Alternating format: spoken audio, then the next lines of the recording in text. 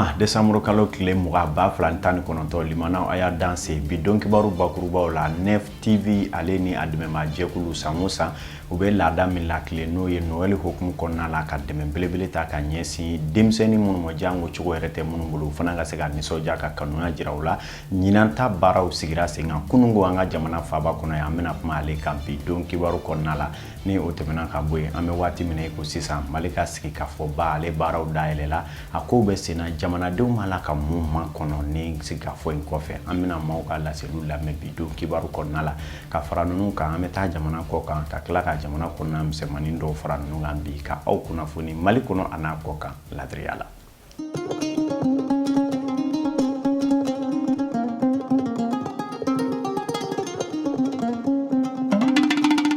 Enfin, bismillahirrahmanirrahim. Auzu billahi minash shaitanir rajim. Biye juma ye biye la horoma don yanga jamana fanta ani nani bela jenelen fe aw munu ya on suganti baye su ani kle ambe folini kanu kura kura ya Allah se aw mako aka aw bismillah an ga bidon Kibaru ba ale konna la ante mi yere munu saluti anya fo aw nyana 600 ka fo samusa Noel seli hukumu konna la mi metalike groupe as partenaire aleni admema jekulu oluka jabrani so mimbe ni nawere nyabala no Nef TV olube ka do kene krengrene sigi kene minye kanu kene ka nyesi demsenu masabula ni Noel laje minye jonjo mi taka di demseni chama monga dobe sete munu ye nuli ma chugundawe olube to kolobo la Nef TV na jekulu ma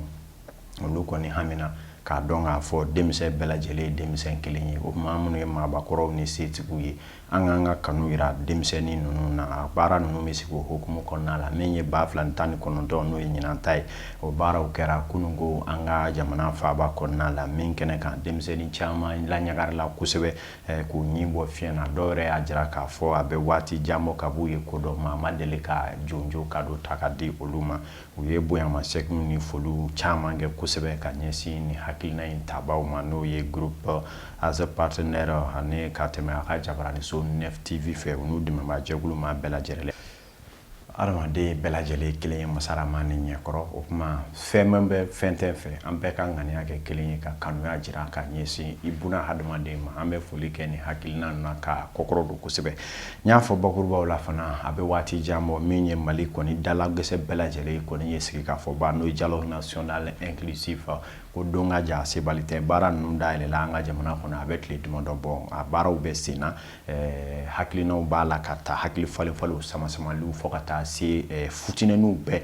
sabula pamna mba fo ko ni ye balmo bolin bulo kono halibi weyele la nyogon fe ko chema fo bulongo na keneka dialogue national inclusif asi ka fo chema mala ka fa kono akunye mali be gelea min kono gelea nga se ka don ka juba judo fura jume me soro ala wasa mali yere ka boni gelea bayna tepeusa o nga jamana de bela jele sikle do kam man kono dialogue ko ina yala abina ke fen sabati la abina ke tanye jamana imawa anga Kibaru nyi na amina ta danyona ka kuma kala matige wulika joke min soro la ko ka anga je amul laje ni hakena imuntara anga jamana nyamoko fe na baro be sina no ye ka sigi ka kuma ke min be se ka kɛ sababu ye jamana be dingɛ mun kɔnɔ a be se ka bɔ o la cogoya mun na o hokumu kɔnɔna na jamana kɔnɔden dɔw y'a yira k'a fɔ ko ni sigi ka fɔ in na kɛ sababu ye an ka jamana be degun mun kɔnɔna na a be se ka bɔ o la cogoya min ani ka kɛ sababu ɲuman ye jamana kɔnɔdenw ka lafiya kama ni fɛɛrɛ ɲumanw tigɛli ye vraiment ko maliyɛnw ka sigi les acteurs surtout an ka sigi an ka kuma an ka bɛn kelen kan. Parce que vraiment, quand tu vois le pays, depuis l'avènement de la démocratie jusqu'à nos jours, vraiment ça ne va pas du tout. Depuis là où on va faire un nouveau cycle, il faut être d'amour. N'a pas qu'à faire Mali be gɛlɛya caman kɔnɔ bi an yɛrɛ an bɛɛ b'o kalama n'a fɔra ko an ka sigi k'an k'o gɛlɛyaw lajɛ ten o man ɲi an bɛ wuli an bɛ fara ɲɔgɔn kan an bɛ ɲɔgɔn kuma ɲɔgɔn ɲa gɛlɛya nin mun de y'a se anw ma mun de kan ka kɛ pour que ka gɛlɛya nin ta ka bɔ an kan parce que an man kan sigi k'a fɔ ko mɔgɔ wɛrɛ ka bɔ yɔrɔ wɛrɛ ka na an ka problème ta k'o dilan an place la an yɛrɛ de kan ka wuli ka problème ninnu dilan olu tɛ se ka dilan fo an ka sigi an ka kuma fɛn min bɛ sen na a ka gɛlɛn nka a ka nɔgɔ Ala fɛ ni maliyɛnw sɔnna ka tiɲɛ fɔ ɲɔgɔn ye dialogue in bɛ dilan Mali bɛ jɔ nkalon min kɛra ka jamana in jɔ n'o nkalon ɲɔgɔnna kɛra k'a fɔ ko ka jamana dilan a tɛ ɲɛnabɔ dɛ il faut que maliyɛnw ka sɔn ka tiɲɛ fɔ ɲɔgɔn ye accord ni u bɛ kɛlɛ accord min nɔfɛ accord ni a tiɲɛ ma fɔ mɔgɔw ye mɔgɔw ka dɔn réalité min b'a la ni tiɲɛ fɔra ɲɔgɔn ye maliyɛnw bɛ bɛn o mais nkalon min bɛ sen na kabi coup d'état wagati fo kana se ma nkalon dɔ de bɛ Mali kɔnɔ minnu bɛ Kidal olu ko fɛ minnu bɛ Bamakɔ olu ko fɛ minnu bɛ Sikaso olu ko fɛ jɔn ta ye cɛ ay sabali ala yɛrɛ de kosɔn san kɔni an ka tiɲɛ fɔ ɲɔgɔn an ka sigi n'i ye dɔw ɲininka u b'a fɔ ko nafa tɛ nin sigi ka fɔ in na ne fɛ dialogue in kɔni kɛli nafa b'a t'a la parce que a bɛ fɔ ko mɔgɔw ka ɲɔgɔn dalajɛ ka u hakilinaw di an b'an hakilinaw di pour que sanfɛ mɔgɔw ka baara kɛ n'a ye mais an y'a ye n'a taara baara tɛ kɛ n'a ye olu hakilina ye min ye u b'a kɛ n'o de dɔw fana b'a fɔ ko nin sigi ka kuma in bɛna kɛ nafolola tiɲɛ de ye jamana ma ne ka faamu na n ka denmisɛnniya faamuyali la a kun tɛ parce que problème min bɛ jamana in kɔnɔna la problème dɔnnen don déjà a sigikafɔ kɔfɛ ne réaction ma kɛ ne concrétisation ma kɛ nafa foyi de t'a la bon musakaw nafolo minnu donna la olu tiɲɛna ka ban solution tɛna sɔrɔ donc maintenant a kun tɛ quoi dialogue national inclusif ni ne yɛrɛ ɲininka n b'a fɔ a kɛ kunbɛn mais n'a tun kɛra a kɛcogo la n b'a ɲɛfɔ parce que ne yɛrɛ bɛ Mopti ne ye Mopti ka ye Mopti dialogue kɛra kɛcogo min na ne bɛ se ka fɔ a ma ɲɛ mais n'a tun kɛra a kɛcogo la nafa b'a la Mopti yen u tun kan ka commune u y'a daminɛ k'a daminɛ commune la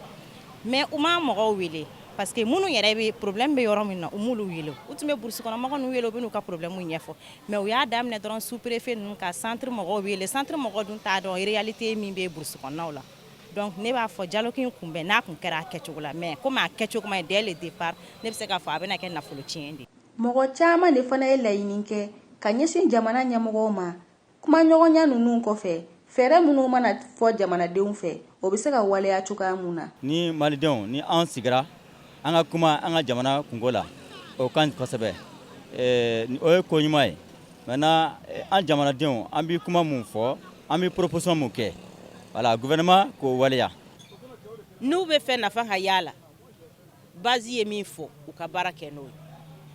a fɛnɛ ma fɔ ko ka bɛɛ ta parce que ɲuman b'a la kolon b'a la donc min ka ɲi u k'o ta ka baara kɛ n'o ye min ma ɲi u k'o bila kɛrɛfɛ peut-être comme ça la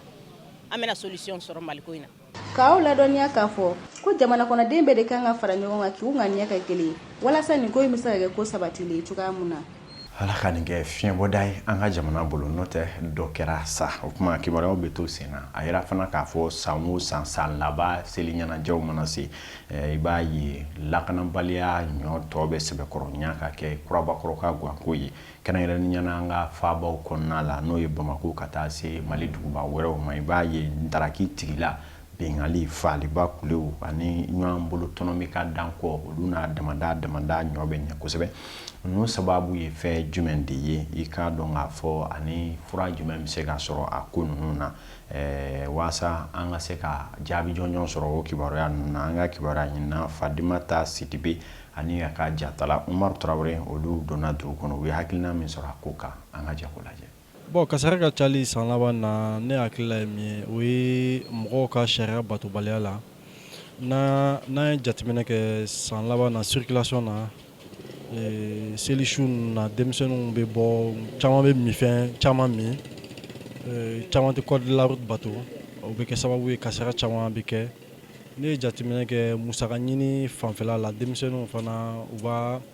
b'a lajɛ ka musaka dɔ ɲini u yɛrɛ k'a sɔrɔ a se t'u ye donc a bɛ a caman pousser suyɛnniw moto suyɛnw braquages bɛ caya bon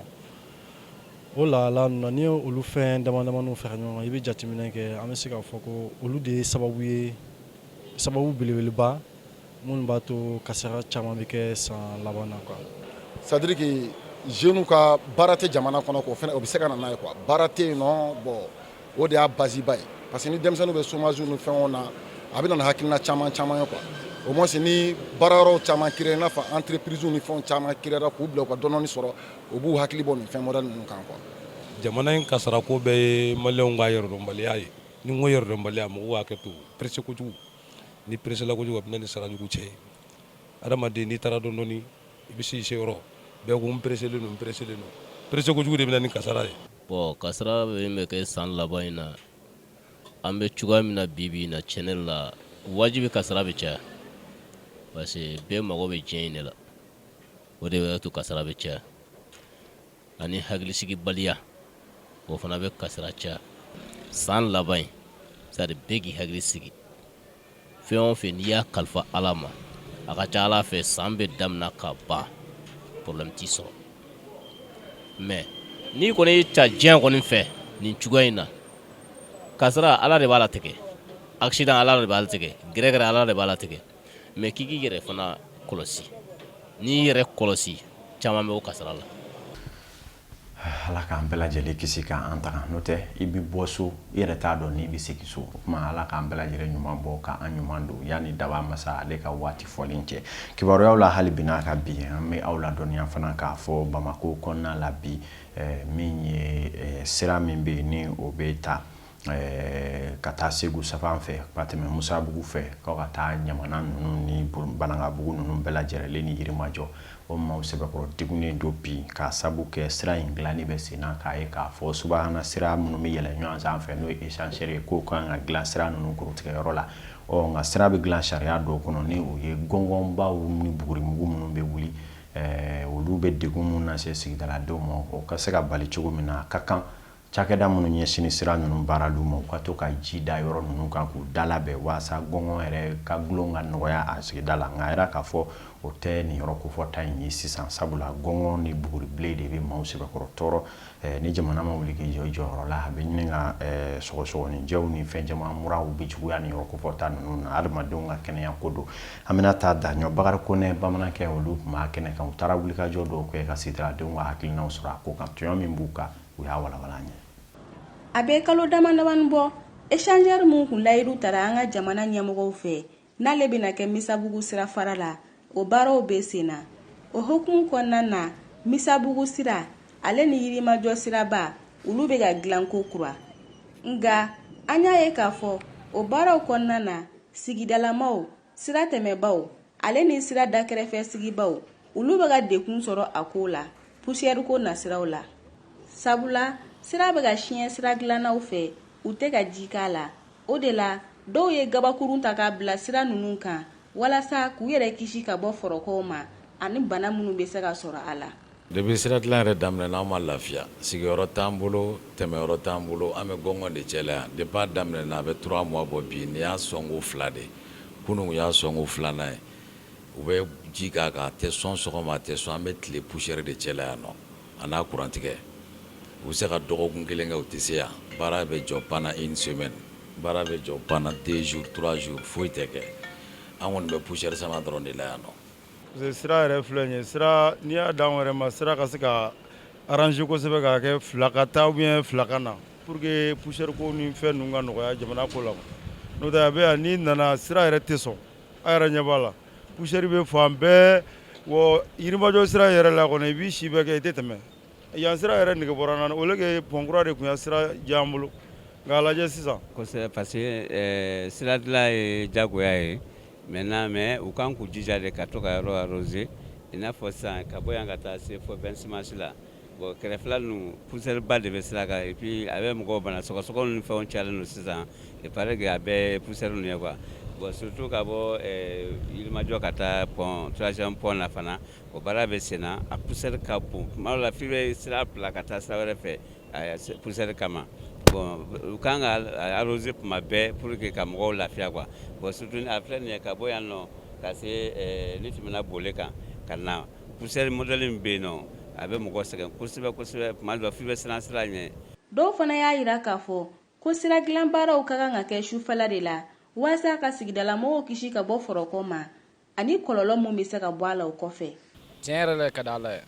an sigilen bɛ sirada la yan poussière bɔ k'an sɛgɛn Ala ka don o don poussière bɛ k'an sɛgɛn yɛrɛ wa sira dilanna minnu fana bɛ yan janni u ka sira dilan daminɛ u kan de ka ji k'a la poussière kana se mɔgɔ ma sɛgɛn a kana bana di mɔgɔ ma quoi surtout terminus yɔrɔ ninnu na ka bɔ terminus la yɛrɛ ka se fo Yirimajɔ suguda non a poussière bɛ ka mɔgɔ sɛgɛn a bɛ ka bana yɛrɛ di mɔgɔ ma a bɛ ka mura yɛrɛ di mɔgɔ ma. Tiɲɛ la sira dilannaw n'o bɛ na sira dilan en vrai dire mɔgɔ bɛ ka sira dilan sira kan ka dilan sufɛ de mɔgɔ kana bala la sira dilanna mais kɛnɛ bɔlen mɔgɔ bɛ ka taa baarayɔrɔ la mɔgɔ sigilen bɛ u ka baarayɔrɔ la poussière bɛ ka don mɔgɔ kan ka mɔgɔ sɛgɛn. Ka aw ladɔnniya k'a fɔ ko ka bɔ Segu kana Bamako ko sira in dilanni bɛna kɛ lafiyaba de sigidalamaw ma. Nef TV jabarani filɛbaw Mali kɔnɔ Mali kɔkan togoda fara duguba kɔnɔna kan k'a daminɛ kafo la fo ka na se an ka jamana faabaw ma aw minnu m'an filɛ an tɛ sɛgɛn an tɛ ɲinɛ aw tɛ sɛgɛn cogo min na k'an filɛ an fana tɛ sɛgɛn ka wale ɲuman dɔ k'aw ye ka wuli ka jɔ kɛ waasa kibaruyaw ka sɔrɔ waati bɛɛ lajɛlen na ka aw kibaruya bamananw b'a fɔ ko dɛnna ko bila mani dɔnkɛlen kamanagan ye o kuma degun o degun mana bila anw ɲɛ waasa ka aw kunnafoni an bɛ fɛɛrɛ bɛɛ kɛ k'an pan aw kunna waasa aw ka kibaruya jɔnjɔn sɔrɔ min ye ɲɛmayaso yɛrɛ bɛ wuli ka jɔ ba la hali bi n'a ka bi aw jigi min bɛ Nef TV kan jigi bɛ se ka fa cogoya min na ni Ala sɔnna baaraw bɛ senna aw ye kosɛbɛ ja ɲumanw ani k'a dɔn katimu n'o ye programme ɲɛnamaw ye aw k'olu sɔrɔ Nef TV la a y'aw sɔgɔlen to baara wɛrɛw bɛ to senna ni Ala sɔnna an bɛ ɲɔgɔn sɔrɔ yan i k'a dɔn tɛnɛndon jɔkunkura daminɛ la Ala m'o yira a la an bɛɛ lajɛlen na.